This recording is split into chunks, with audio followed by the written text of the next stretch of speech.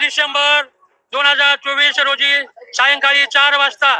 ज्या समाजकंटकांनी डॉक्टर बाबासाहेब आंबेडकरांच्या पुतळ्यासमोरची संविधानाची प्रत पाडण्याचा प्रयत्न केला त्या गोष्टीचा त्या प्रकरणाचा व्यापारी महासंघ तीव्र निषेध व्यक्त करत आहे। परंतु 11 तारखेला सकाळपासून बाजारपेठ आमची बंद असताना सुद्धा ज्या समाजकंटकांनी बाजारपेठेमध्ये येऊन दगडफेक केली आणि ज्या प्रशासनाने कलेक्टर आणि एसपीने त्या समाजकंटकाला दगडफेक करण्याची मुभा दिली त्या प्रशासनाचा सुद्धा आम्ही एवढ्याच भाषेमध्ये तीव्र निषेध करत आहोत आणि म्हणून त्यांचा निषेध म्हणून आम्ही बाजारपेठ बेमुदत बंद करत आहोत। जोपर्यंत आमच्या नुकसान झालेल्या व्यापाऱ्यांना त्यांचे नुकसान भरपाई पंचनामे करून मिळत नाही आणि इथल्या कलेक्टर आणि इथल्या एसपीची बदली होत नाही, त्यांच्यावर निलंबनाची कारवाई होत नाही, तोपर्यंत परभणी शहरातली बाजारपेठ बंद राहील अशा प्रकारचा निर्णय परभणी जिल्हा व्यापारी महासंघाचा जिल्हाध्यक्ष या नात्यानं सूर्यकांत ठाकरे यांनी घेतलेला आहे। धन्यवाद। कोटी रुपयाचे नुकसान झाले,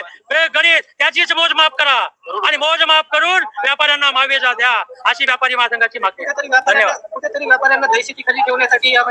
त्याच्यात व्यापारी महासंघ बाजारपेठ बंद ठेवून आमचा निषेध व्यक्त करत आहे आणि आता बघू लोकांना काय काय भेटतंय, लोकांना अन्न भेटतंय का, औषध भेटतंय का आणि त्याची कलेक्टर किती काळजी घेत आहे हे बघू आणि म्हणून बाजारपेठ बेमुदत बंद। व्यापाऱ्यांना विनंती आहे, आपल्याला कोणाला भीक मागायला जायचं नाही, निवेदन देत बसायचं नाही, आपण आपले दुकानं बंद करून दुकानं बंद करा, दुकानासमोर येऊन बसा, निवेदन देणार व्यापारी महासंघ निवेदन देणार नाही, भीक मागणार नाही, कोणाच्या दारात बसणार नाही